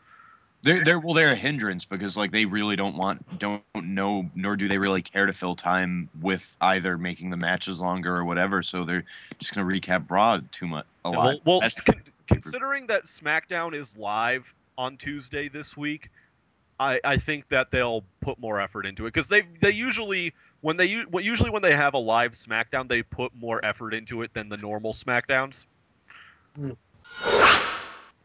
So yeah, after that recap for one of 8,000 tonight, we have a Uso match. Yes, I gotta tell you this. I don't care what anybody says. The Usos doing the Polynesian war dance, war cry intro before their music hits pumps me the fuck It up. does. It's nice to have. It's nice to have. Firstly, an actual tag team entrance, and also one that is unique. And it's not just the Randy Orton style take 8 years to walk down to the ring entrance. No, and it's not just, hey, we're a tag team, yay. But, however, what comes next is Epico and Primo. And Avast Rosa Mendez's ass. Oh, God, Rosa Mendez. I am so glad Epico and Primo are tag team champions because I get to watch that every single time they come out. Exactly. Oh, my God. And you know what? Joy will agree with me on this. Yeah, well, if anything, it's best to just look at Rosa Mendez and not listen to her because she only knows 4 words of Spanish. And yeah, well, the best part is Triple H wants more people speaking fake Spanish. About this match though, I like the Usos. I think they're a fine tag team. I think Epico and Primo are okay. Like they're certainly okay for people who are just like thrust right into the main roster. But like I can't say I remembered much about this match. Like I didn't think that it was. It was your traditional Epico and Primo match where one of them gets the majority of the offense, and then all of a sudden the Usos come back, and you think, oh, well, the Usos are going to win, and then the Usos lose. It's like, wait, what? I don't think the Usos have ever won a match as a tag team. They actually have when they first came out. They were feuding with the Hart Dynasty. Well, many no, because if they had ago. won a match, then they would have had the tag belts. Because it's like the only thing that they ever did. And Would well, have been great also, for them. I will say this about the Usos, because if anyone remembers, when the Usos were first around, I was really hard on them because they didn't show anything special, and the crowd gave them negative reactions. Like I dubbed their reactions like the Conway reaction where the crowd does absolutely fuck all. Like I dubbed it an Uso reaction. And I can't say that it's an Uso reaction anymore because they're actually getting reactions from the crowd now. So, look at WrestleMania. Looking at WrestleMania right now, I do see the Usos gaining some momentum, and probably you'll have a tag team championship match on the card somewhere. But Usos lose. Epico and Primo win. We And get to yet the see biggest- Rosa dance, and Michael Cole says something, but honestly, I just did not hear it. According to the results I'm reading, the Big Show has voluntarily left the building, and we get to see Daniel Bryan walking backstage. Yeah, the thing about the like after the match thing that like I sort of remember is that they very fleetingly mention at the very end that Epico and Primo won that match because Michael Cole just says the moment that the bell rings, we have been like breaking news. We have been told that Big Show has voluntarily agreed to leave the building. Oh, and Epico and Primo won. Let's go to Daniel Yeah, Bryan. nice way to hot SmackDown angle. Oh yeah, he went. He's a face. He just left. They could have at least. What I think they like, maybe they shot something where they showed Big Show leaving, but they just left it out, maybe for time reasons. They could have kept it in because Daniel. Speaking of dragging ass promos, yeah. This promo from Daniel Bryan. At least he wasn't calling himself a role model anymore. For driving a Prius and being a vegan. We didn't see AJ this week though. No, and Yeah. another wasted opportunity to like have her put him over.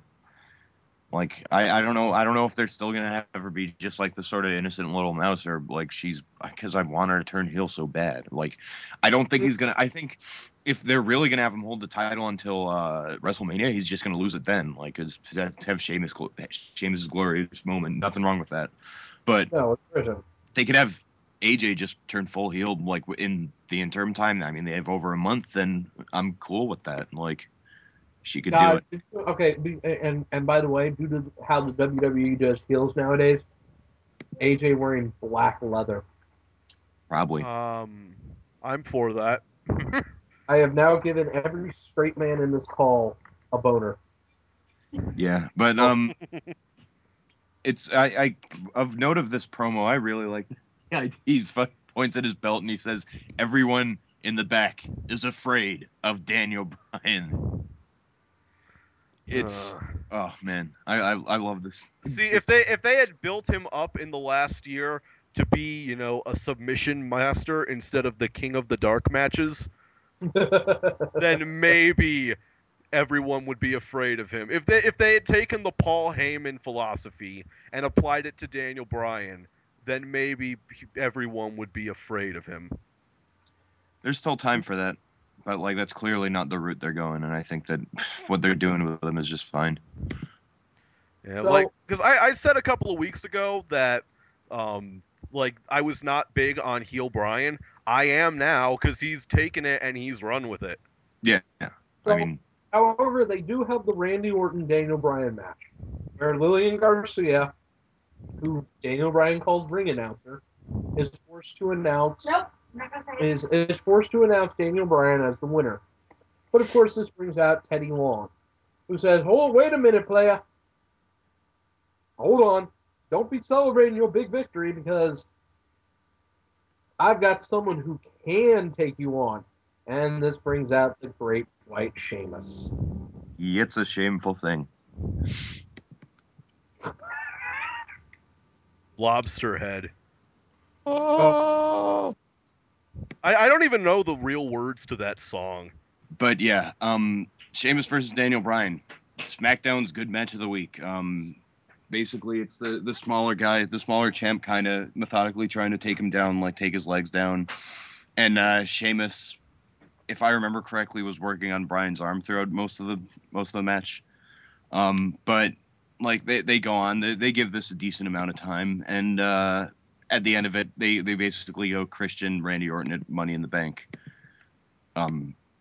Where Bryan spits in Sheamus's face and he gets pissed off and he gets himself disqualified by not getting off of him in the corner. I thought that Vince hated spitting. I don't know. Oh, That's yeah. the reason why Daniel Bryan was fired. Yeah. That was a good one. But nonetheless, Brian is obviously like he planned on doing. He like the difference between the Christian beatdown and this one is that at the very least he didn't fucking just like eat like 2 table spots. Like he was just smiling about the fact that Sheamus was like giving him some punishment and coming out on the losing end. Yeah, see, that's why I'm liking. That's one of the reasons why I'm liking this Daniel Bryan heel turn now is that he's weaseling his way out, but he's doing it in a way that is making him entertaining. Like a lot of the heels that they've been doing, the pussy out kind of thing in the last little while, like they'll do it on accident, and it isn't interesting. Yeah, this is at least interesting. Yeah, but Teddy Long's office again. That place gets What's a lot left of of action. it, anyways? is it at least reorganized? No, Okay. no. No, it's not. Wade Barrett comes in as a matter of fact and says, "Look the way you reorganized the office." I don't think he said Try new feng shui, player. When they cut to Teddy Long in this, I loved like that depressed look that he had on his face. Like it's the look that says, "I didn't expect this to happen today. I don't know why this happened to me." How could this happen to me, you might say? This is happening to me. So yeah. In comes Wade Barrett and Cody Rhodes, and We can't say that about him anymore. We can't call him, a created wrestler. He has a personality. Yeah, and not only that, but like he doesn't even have like a gimmick that he's tied to, but he still holds his own on the mic. He's pretty much the Dolph Ziggler of SmackDown. He's the upper mid card gold. You really can't say much Dolph more about Ziggler it. was SmackDown. I really wish he'd start defending his Intercontinental title. That'd be nice.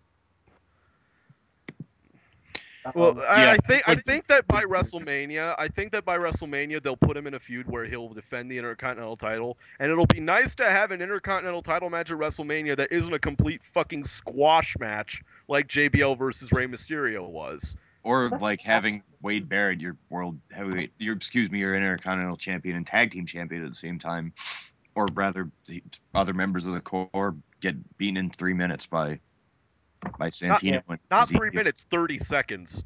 Oh yeah. Yeah, that lasted less time than your normal Divas match. Yeah, obviously for Cole versus Lawler. Don't No, we're not going to get into that. Basically, this whole promo was they're asking who's in the Elimination Chamber now, and he's like, "Well, players, we got ourselves an Elimination Chamber wild card battle royale, and you know what? It's gonna be anybody. Anybody could be in the Elimination Chamber now, and that makes everybody go, "Oh God, it could be anybody." I mean, it could have been Tyler Rex. It could have been Trent Beretta. It could have been Tyson Kidd. Does he still have the little hair thing? No, he has a full head of hair now, which makes him complete. That makes him a created wrestler. Yeah, that definitely makes him look like a cob. But and like a lot of people really put over it, like CM Punk put over his talent, like and like kind of complained that he didn't get showcased more, like initially after some of his interviews. But we have another match that really doesn't. Okay, These 2 matches I skipped through. These next two matches, I watched it earlier today. These next two matches I skipped through. I did not want to watch them. Jinder Do an Mahal awful versus job. Jinder Mahal versus Zeke Jackson. Yeah. Can somebody explain to me what the pre-match thing where Jinder Mahal puts his turban, excuse me, into a glass case and it acts like it's the fucking crown jewels? Can you explain that to me? Because I haven't been watching SmackDown. Yeah, I don't exactly recall the commentators putting that over. They probably just make like a side comment about it and be like, "Oh, and Jinder Mahal always does this when he comes down to the ring or whatever." But like they didn't explain it like they tried to rationalize the idea that he's rich, but oh no, Kali's completely poor, and his sister isn't getting support from his celebrity money, from his Punjabi Playboy money. But Right. yeah, Jinder Mahal wins with a camel clutch. That's all you really need to know. Yeah, this was Ugh. a very crappy ass crappy ass. I mean, it really was a shitty match, but I blame Jinder Mahal more than Zeke Jackson. At least Zeke, he knows how to make moves look like they hurt. Yeah. And the continual burial of Natalia continues. Ugh. But Tina's- with also the the following, like putting over of Tamina, like this pretty nice package of her where you see her hit her spots and it sort of alternate, like blurs, like Gaussian with Superfly, and it's good. Yeah, that was a good Way of doing it.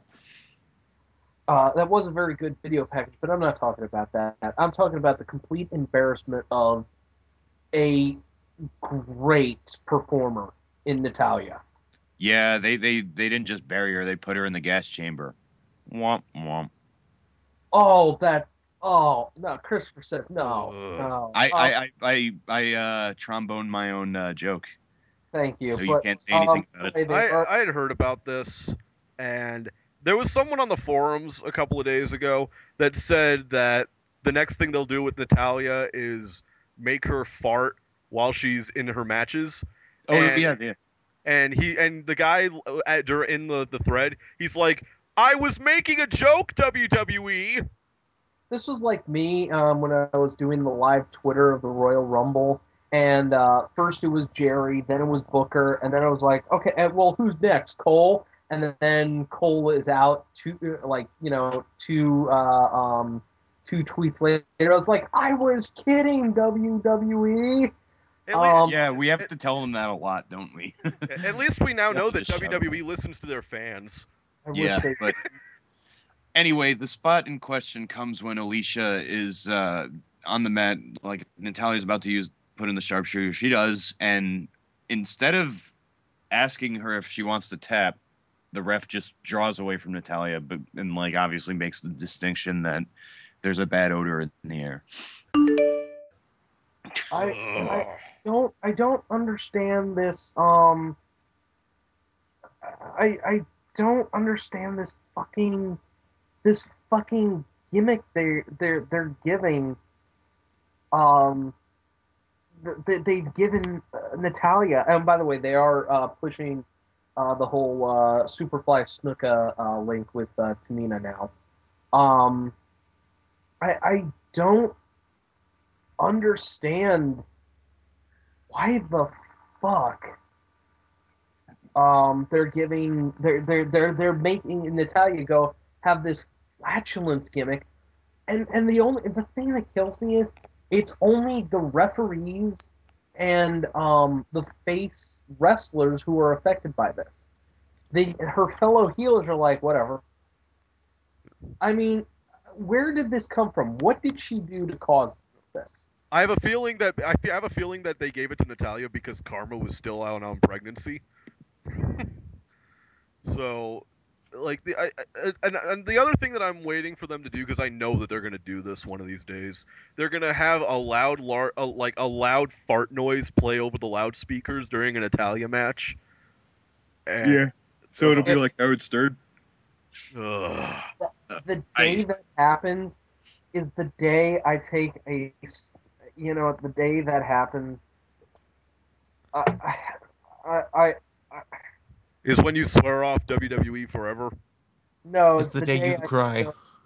It's the day I just go, blah, blah, blah. I mean, and our next segment, Oh, like, can we finish this Divas match, by the way? Because I think we just petered off. well, yeah, I mean, pretty much all you really need to know was about the fart spot, but Tamina Tamina- wins the Superfly Smash, and then kicks the shit out of Beth Phoenix before Beth can take out Tamina, and then goes up for the Superfly Smash, and Beth books it.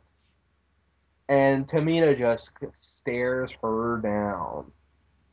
And then we go to the back with Teddy it'll be a Long. fun match. I mean, considering there's only 4 on the card. Oh wait, we'll get to that. But like I would wonder, like in terms of the next backstage segment in Teddy Long's office, like I would wonder if they're shooting fish in a barrel. But basically, John Laurinaitis comes in with David Otunga and says, like, I've got standing here the next world heavyweight champion. Ha! Ew! Stop it, WW. Stop it. I can't tell with the inflections of his voice if he's being sarcastic. If he was being sarcastic, that would be the greatest bit of subtext ever. See, here's the whole thing of why I think it might be shooting fish in a barrel, because now I'm guessing, like with David Otunga, they mean for him to look completely flimsy, and they want like anything John Laurinaitis thinks is going to be gold is obviously going to be shit. So why David Otunga? But if they actually like keep throwing out hints of him being a main eventer, then like I oh god, it's like hearing him cut a promo where they actually let him say I'm the next Rock. Oh god, that just told me that I'm like, oh, the WWF really likes this guy, don't they? He cut wait. He cut a promo saying that he was going to be the next Rock. This was in that was his introductory promo for NXT where he was like, Google me, man, Google me. It was fair about whenever. And I hate to actually come down in defense of David Otunga. The guy has some Hollywood connection with his wife Jennifer Hudson. And it's the only thing that he's known for outside of wrestling circles. Yeah, and that's the only reason why he's still on the show. By the way, Jennifer Hudson has always looked attractive, but since she lost weight, she's become quite banging. Oh, she is looking gorgeous. But yeah, nonetheless. So David Otunga has also been in the news lately for doing these pro bono cases where apparently he's undefeated in the courtroom, which says a lot about his skills as a lawyer. The guy does have a legit Harvard degree, and I honestly think I'd transition from, like, even though I hate him, I think that he's doing just fine as a stooge. Yeah, he really is. So we get the Raw rebound with Kane killing Ryder. Yep. One last thing about David Otunga, if he's supposed to be this really, really good lawyer, and lawyers are generally supposed to be charismatic so they can appeal to the jury, how come none of that has rubbed off on his wrestling, on his wrestling promos? Because he just doesn't know his promos. I don't know. Yeah. I honestly maybe it's like a totally different way of legit trying to connect with the jury is a lot different from connecting with it's a different beat. Like I couldn't think of any other explanation. But we move right from there, right from the recap of the more Raw recaps to the Battle Royal, where whoever wins gets into the Elimination Chamber. Okay, I'm going to tell you guys right now. By the way, it's almost everybody on the SmackDown and NXT roster, which includes Michael McGillicuddy. Oh, you mean superstars?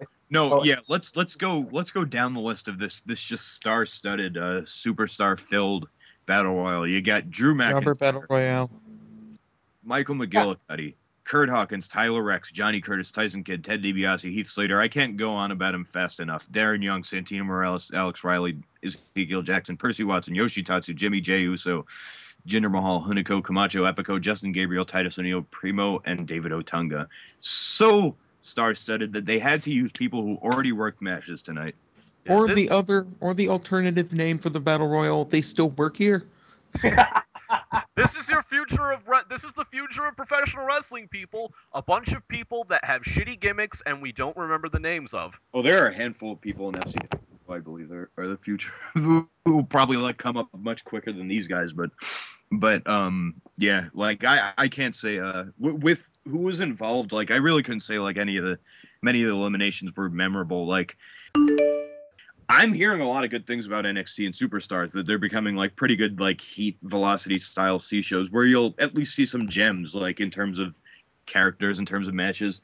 And I'd like to see them if I had the time. But Like, who has the time nowadays? Really? watching this wrestling is like enough. It's like I'm trying to watch like whatever else I have on DVD, and like I can't be arsed to watch NXT and Superstars. No, But, see, what I think they might be doing, what I think would be a good thing for them to do occasionally on Superstars is to send, at least an upper mid-card level guy there, like send Dolph Ziggler there to do a match with Kurt Hawkins every once in a while. Like the very first main event of Superstars was Matt Hardy versus The Undertaker. So that is true. Damn. That was like that Superstars. I think we're all relatively old enough to remember the old school Superstars, where Saturdays was, if you could sneak it, you could watch some wrestling. Yeah. And you'd see the Undertaker Mankind feud just blossom, because you wouldn't be up watching Raw.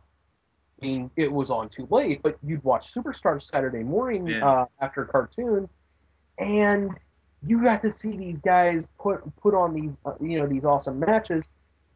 And I mean, I remember as a kid watching Mankind put the mandible claw on the Undertaker, and the announcer selling it like he's touching his very soul. You believed it.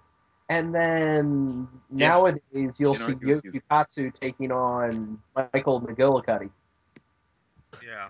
And again, nothing against Yoshitatsu. It's the WWE who has something against him and isn't making him any more memorable. But yeah, With Yoshi, what can be said about this battle royal? Like there was a bunch of inside jokes. I know that Darren Young is sent out early on by Titus O'Neil, they apparently have something going on in NXT. The show that is no longer about rookies and competitions. Oh, by the way, Derek Bateman was your very first elimination. Just want to throw that out there. Yeah, I hear his Betamax team, him and Maxine are actually pretty entertaining. I mean, you got. There was actually one thing I want to point out. Santino Marella, by the way, he is the eventual winner. I'm just going to cut to the chase there. Yeah, Really gets into it with anybody. I mean, if you guys notice, I don't know if you actually watch the entirety of this battle royale, but Santino Marella spends a good portion of it hiding. Yeah. Hiding in plain So it's sight. kind of like Royal Rumble 2011. Yeah, it's not really, because he's unlike Jerry Lawler, where he was and Santino last year, where he was underneath the ring.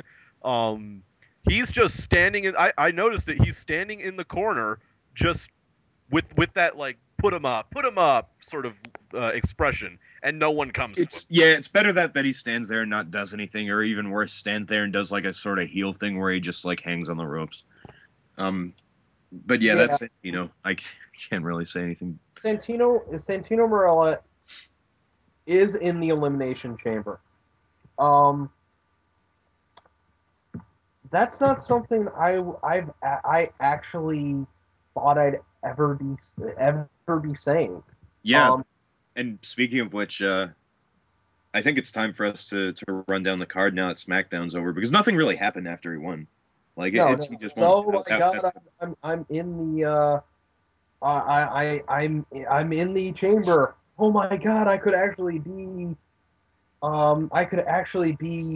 the world heavyweight champion. Oh my. Okay, so run down the card, because I really don't know what's on card for the Elimination Chamber. First we'll go first. Beth Phoenix versus Tamina Snuka. Okay, I like. There's only 4 matches on the card. This gets a solid 10 minutes. I'll be happy to see it. I'm sure it'll be fine. As long as they don't like bring Natalia in and like have her do some stupid farting shtick.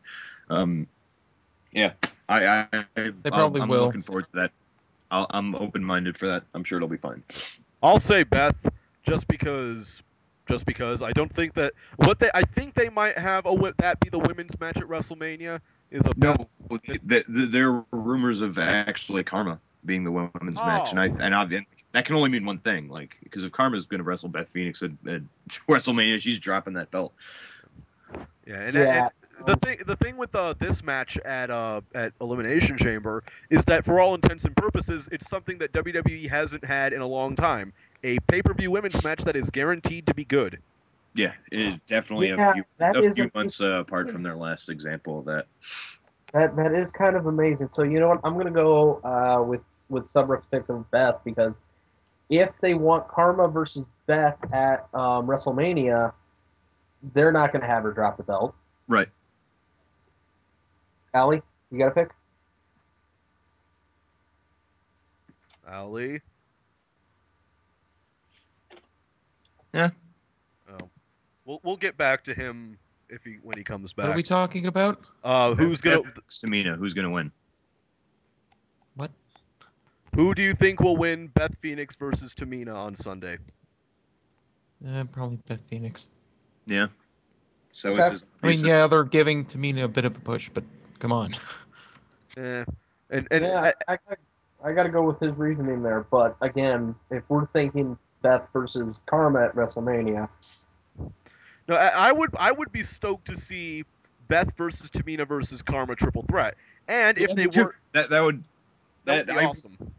Think that bad? Like you can only do good things for the division, but like I don't think they care anymore. But yeah, that would be fun to see. Our next match is Kane versus John Cena in an ambulance match. Wait, before we do that, what do you guys think will be the surprise match? Because every pay-per-view that isn't the big four pay-per-views has to have a surprise match. Hey, I don't call it a surprise match. I call it an ad hoc match, because there's really no like there's no delight that comes with a surprise that usually comes a surprise in wrestling. Go. You know what? Let me go first here, Subrick. I definitely think it's gonna be Sheamus versus Random Jobber number 5. I think it's going to be the Primo and Ekboko versus Random Tag Team. Maybe the Usos will win the belt. Who the fuck knows? I think it's going to be some kind of tag team match. Yeah. I think it'll be both. I think there'll actually be two of those. I think it'll be both the tag title match, and something with Jack Swagger. I hope. Like, I want to see him defend his belt, and he may even lose it. Like, if they have a U.S. title match, because like he's not doing anything for it. Wow. He's harming it because of, firstly, how big Zach was when he got the belt, and also because, John Cena murdered him when he was. Yeah. But we went over that. Kane versus John Cena. John Cena will win. Because and the reason why is because why the fuck not? I mean, Kane at this point in his career doesn't get. I'm not even gonna say, it's because Cena's the golden boy, blah blah blah.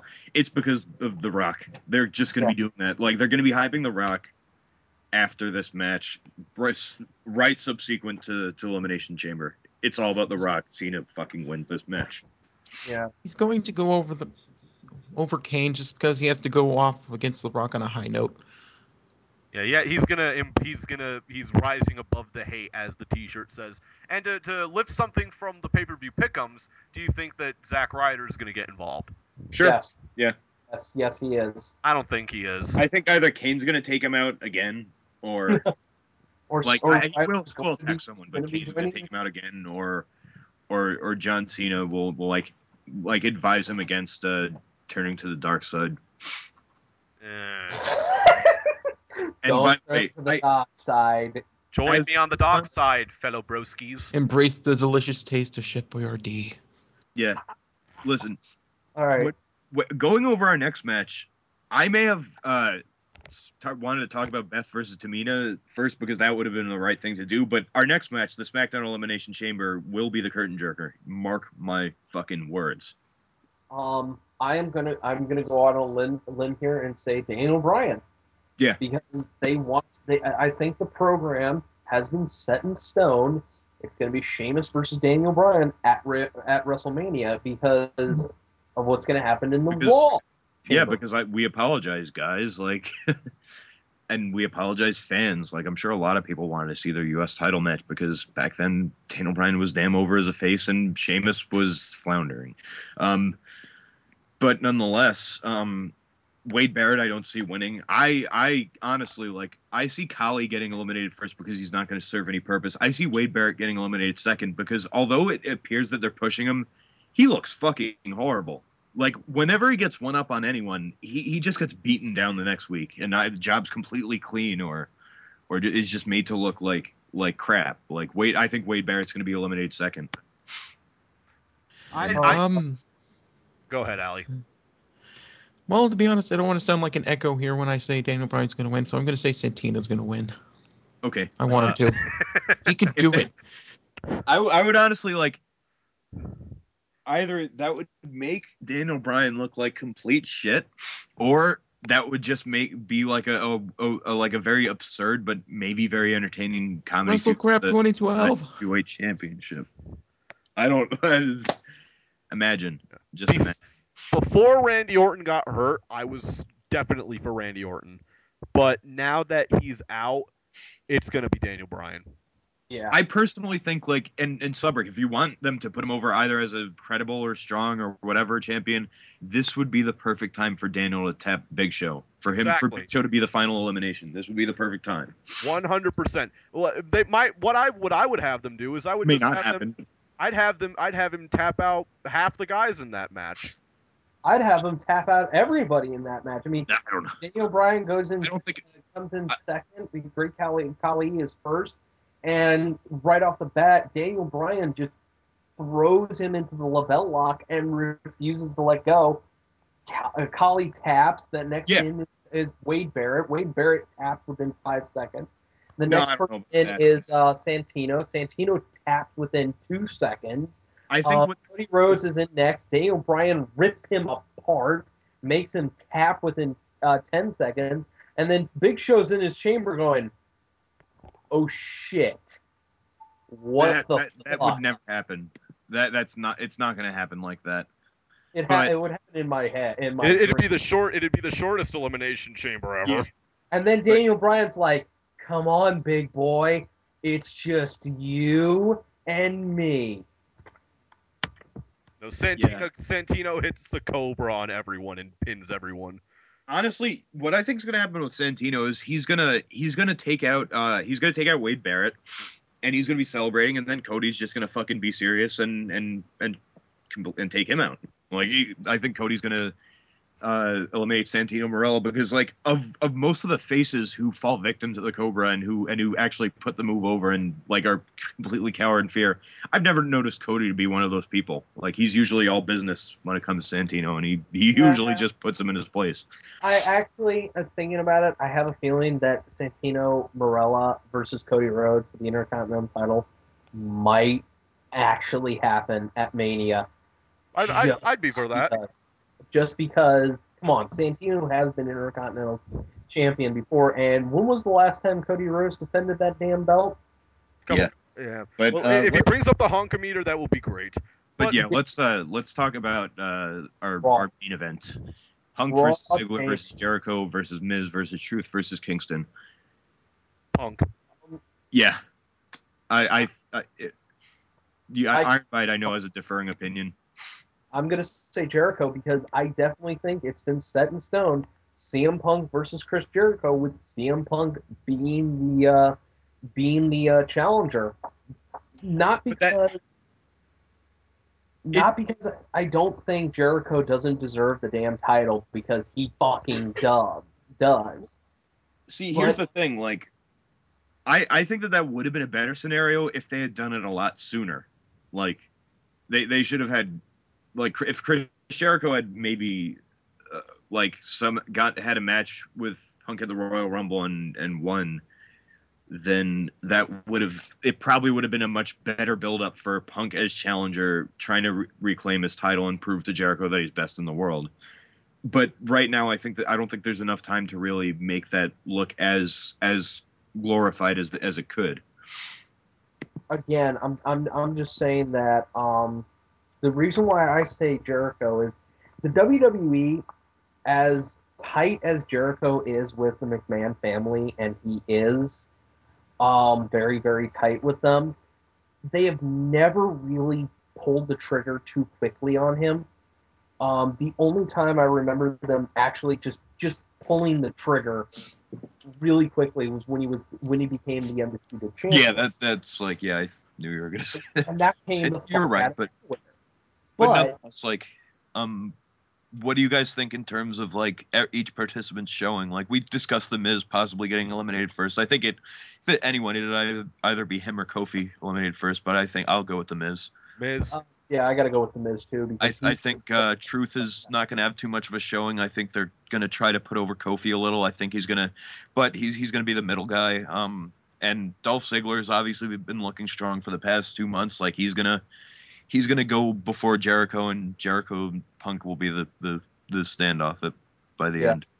Definitely. It's going to be Jericho and Punk at the end. It definitely is going to be Jericho Punk at Mania. I will bet money. I will bet non-existent Monopoly money on that match happening at Mania. Now, what's their roles going to be in it? We'll actually have to gonna have to see after Elimination Chamber. But I do think it's going to be Punk chasing Jericho, and I'm fine with that. I am actually fine with Punk chasing the title. I enjoy it better because when Punk is chasing the title, he can go on and on about the establishment and how it's not fair. Now, I definitely do not see any Johnny Ace shenanigans. Yeah, I don't know. Like, we'll see. Like, he's gonna have to be involved some way. Like, otherwise, like, we'd pretty much like have a fairly important pay-per-view with like a gap in terms of like major angles. Like, I don't know why he wouldn't be around, but I don't know what role he's gonna play. I really can't tell you. Allie, do you have any thoughts? No, it's in the show already. Yeah. So, let us move on. Okay. What gets more screen time than John Morrison. John Morrison? I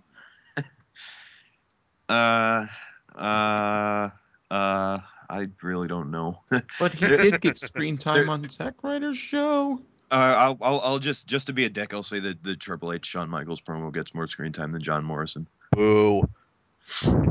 Dwayne Johnson's Journey 2 commercials get more screen time than John Morrison.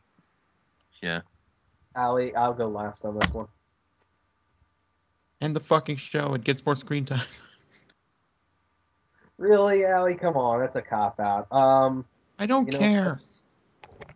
All right, well then fine. Natalia's flatulence gets more screen time than John Morrison. And I'm really sick of that, by the way. Yes. And on that note, we bid you adieu.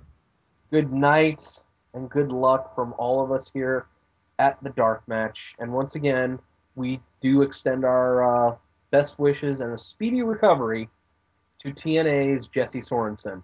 Indeed. Yes. Roll the music. Yes, play our damn theme song.